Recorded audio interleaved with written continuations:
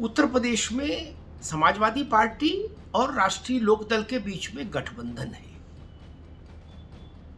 लेकिन अब कुछ सुगबुगाहटें ये बता रही हैं कि इस गठबंधन के बीच भी सब कुछ ठीक नहीं है।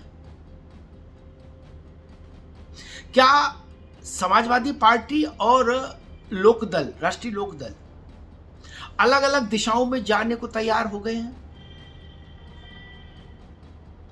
क्या रालोद ने अपनी गांठ कांग्रेस के साथ ज्यादा मजबूती से जोड़ ली है अपेक्षाकृत समाजवादी पार्टी? क्या कांग्रेस और रालोद एक नए राजनीतिक समीकरण के तहत आगे बढ़ेंगे अब, चाहे उस समीकरण में समाजवादी पार्टी हो या ना हो? ये एक नया घटनाक्रम है जो उत्तर प्रदेश से लेकर राजस्थान तक की राजनीतिक परिस्थितियों और स्थितियों के बीच में जन्म लेता दिख रहा है। जी हां, समाजवादी पार्टी और कांग्रेस के बीच में तनाव चरम पर गया और इस तनाव का कारण दोनों तरफ से आए जो वक्तव्य है वो बने। और वक्तव्य किस स्तर से आए? खुद अखिलेश यादव के स्तर से आए, उधर अजय राय के स्तर से आए। वो कांग्रेस के प्रदेश अध्यक्ष हैं, अखिलेश जी अपनी पार्टी के सर्वेसर्वा हैं। चिरकुट, धोखेबाज, चालू, यहां तक बातें चली गई। और समाजवादी पार्टी में अखिलेश यादव ने साफ तौर पर संकेत दे दिया कि कांग्रेस हमारे लिए न तो अनिवार्य है न जरूरी है। कतई ढंग का व्यवहार करेगी तो साथ चलेंगे, नहीं तो कांग्रेस अपना रास्ता देखे। इसीलिए मध्य प्रदेश में उन्होंने 69 से ज्यादा 79 से ज्यादा उम्मीदवार लड़ा दिए। सपा ने बोले हमको नहीं खिलाओगे तो हम खेल बिगाड़ेंगे, बाला भाव।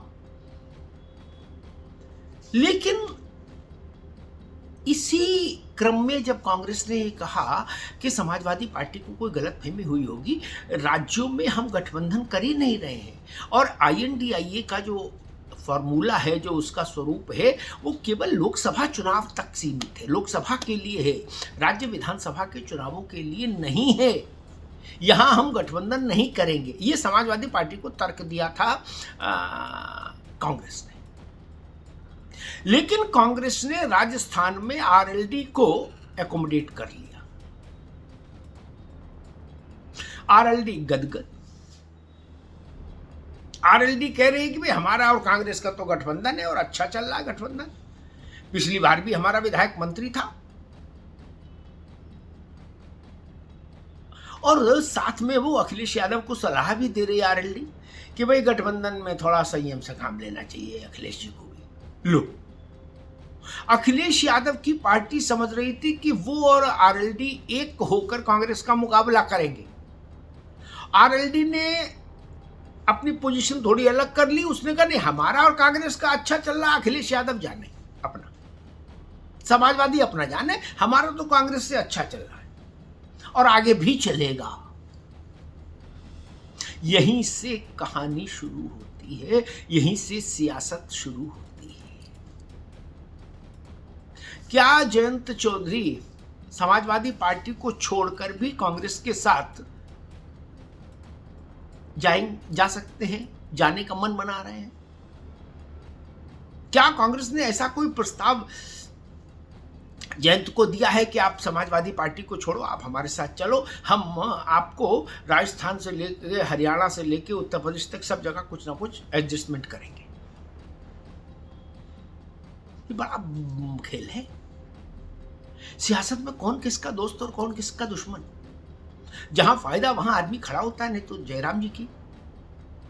तो हलचल अब इस बात को लेकर मची है कि अखिलेश यादव ने अभी कुछ समय पहले ही यूपी विधानसभा चुनाव के बाद जयंत चौधरी को राज्यसभा भेजा अपने संख्या बल के आधार पर, इस उम्मीद में कि रिश्ता लंबा चलेगा, अच्छा चलेगा। और जयंत को राज्यसभा भेजने के मामले में ही ओम प्रकाश राजभर अखिलेश यादव से इतना नाराज हो गए थे कि भाई आपने जयंत चौधरी को राज्यसभा भेज दिया और हमारे लड़के को एमएलसी भी नहीं बन दे रहे हो। उस स्थिति में तनाव पैदा हुआ और राजभर अलग चले गए। तो वो जयंत चौधरी जिनके लिए अखिलेश यादव ने राजभर की कुर्बानी दे दी, क्या आप अलग चल कांग्रेस के साथ जाने का मन बना रहे हैं? क्या कांग्रेस बीएसपी आरएलडी ऐसा कोई फॉर्मेशन बने, इस पर काम हो रहा है भीतर भीतर? इसीलिए समाजवादी पार्टी को चिढ़ाया जा रहा है। और मजे की बात एक और है, पेज केवल इतने नहीं, इसके आगे एक पेज और है। वो पेज है कि अखिलेश यादव ने अभी कहा था कि अपनी पार्टी की कार्यकारिणी की बैठक में कि अगर गठबंधन नहीं हुआ तो 80 सीट पर लड़ेंगे ही लड़ेंगे लोकसभा में, और अगर गठबंधन हो गया तो भी 65 सीट पर हम लड़ेंगे। 15 में सब में मतलब कांग्रेस, राष्ट्रीय लोकदल, कृष्णा पटेल वाला अपना दल, सब मिला के। अब जयंत चौधरी और उनकी पार्टी कह रही है,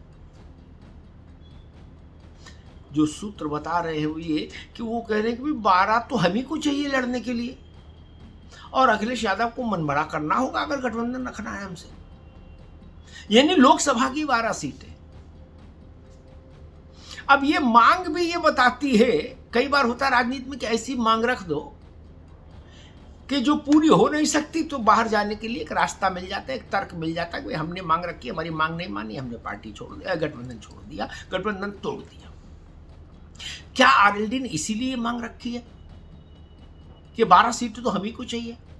अब जब आरएलडी 12 मांगेगी तो कांग्रेस तो 24 मांगेगी, तो 12 और 24 तो 36 हो जाएंगी। तो समाजवादी पार्टी क्या करेगी? अखिलेश यादव ने कुल 15 सीटें तय की हैं कि 15 सीटें हम दे सकते हैं अपने अलाइस को उत्तर प्रदेश में लोकसभा के लिए, जिसमें 12-15 अकेले जयंत चौधरी मांग रहे हैं। क्या ये अव्यावहारिक मांग, चूंकि आप आरएलडी के नेताओं के वक्तव्यों को सुनिए ध्यान से, वो लगातार ये कह रहे हैं कि 1 दर्जन से ज्यादा सीटें हैं जो हमारे प्रभाव क्षेत्र की है, और 1.5 दर्जन से ज्यादा सीटों पर हम अपनी तैयारी कर रहे हैं।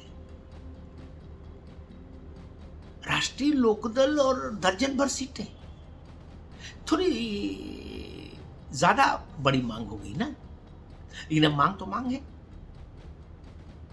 आप ऐसा कुछ मांग दीजिए जो दिया ना जा सके, तो आपके पास एक तर्क हो जाता है कि मैंने एक मांग रखी थी, वो उन्होंने नहीं स्वीकार की, हमने अपना रास्ता अलग कर लिया।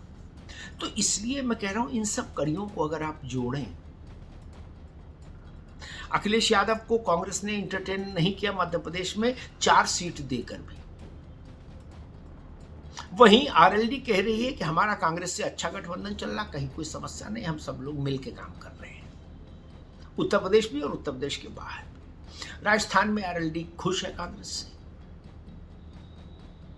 समाजवादी पार्टी के मुखिया मध्य प्रदेश में कांग्रेस के खिलाफ मोर्चा खोले हुए हैं। आरएलडी कांग्रेस के पक्ष में खड़ी है राजस्थान में। उत्तर प्रदेश में भी वो कांग्रेस के पक्ष में खड़ी है, और वो कह रही है अखिलेश यादव को संयम बरतना चाहिए, ऐसी भाषा का इस्तेमाल नहीं करना चाहिए। तो कुल मिला के संकेत और संदेश ये निकल रहे हैं कि क्या कांग्रेस ने जयंत चौधरी को इस बात के लिए मना लिया है कि आप साइकिल का साथ छोड़िए और हाथ का साथ थामिए, और हम और आप आगे चलते हैं, क्योंकि राजनीति असंभव को साधने की कला का नाम है। इसलिए अगर आने वाले दिनों में आपको ऐसा दृश्य देखने को मिले, ऐसा सियासी समीकरण समझने को मिले, तो चौंकिएगा नहीं, सिर्फ ध्यान रखिएगा कि सियासत में कभी भी कुछ भी हो सकता है। धन्यवाद।